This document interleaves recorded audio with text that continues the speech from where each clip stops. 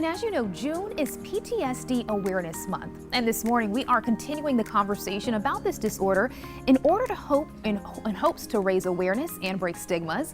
Now, yesterday we focused on what the disorder is and who it affects. And today we're taking a closer look and discussing its impacts on veterans. Now, according to the National Center for PTSD, the disorder is more common among veterans than civilians, with 7 out of every 100 veterans having PTSD at some point in their lifetime. It's even more likely for female veterans, with a 13% chance of them having it compared to 6% with males. Well, today I am joined by Columbia VA Healthcare System psychologist Christina Seymour to talk about post-traumatic stress disorder in our veterans and things we can do as a community to help. Thank you so much for joining us this morning. Thank you for having me. All right, so first up, I'd love to take a look at how PTSD impacts the veterans here in the Midlands. Do we have any numbers for that? Yeah, so the Columbia VA and the 7 surrounding community out-based clinics, we see about between 80 and 90,000 unique patients a year, and about 20,000 of those are seen directly through the mental health clinics. Wow. Now, one of the big questions that we hear a lot of people ask when it comes to PTSD in veterans is what exactly triggers it?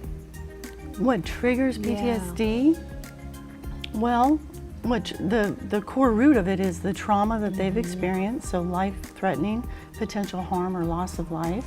And then through that, there can be a rippling effect impacting all areas of their life. So personal, social, academic, career, daily functioning. There's so many external triggers, people, places, things that are reminders. And then there are those internal triggers, the thoughts, memories, emotions, even chronic pain or physical symptoms can be internal triggers. And there's no way to escape it because everywhere we go, there we are. And so the thoughts, memories, and emotions go with the veteran in their day-to-day life. And so we help them get a hold of those triggers more than those triggers are managing them. And I want to talk a little bit more about what resources the VA has to help veterans. Sure. So a lot of veterans arrive at the VA and maybe are seen through primary care or other clinics. And then we may get a referral in the mental health or the trauma recovery program specifically for PTSD.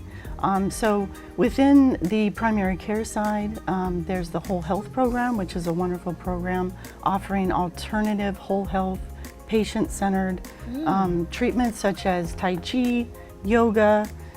There's things regarding nutrition and quality of life that they want to address in all areas of health, not just, for example, a physical medical condition, but how do they want to proactively approach their health care?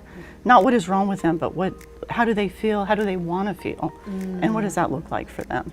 Now, I want to speak to the fact that this is something that we as a community can help with. How can we, and the Midlands community is a very strong military community, what can we do to be sensitive to veterans who are struggling with PTSD? How can we support them? What should we be doing? Being aware and being open-minded, sensitive to, is this a veteran, is this an active duty service member, and what are their needs and how can we direct them to resources? So at the VA we have all kinds of resources from the whole health side to directly addressing general mental health, letting them know that the services are there. There's a lot of peer supports that are employed at the VA. It'd be wonderful if we had more in the community, but just reaching out, peer to peer, what's available, what's worked.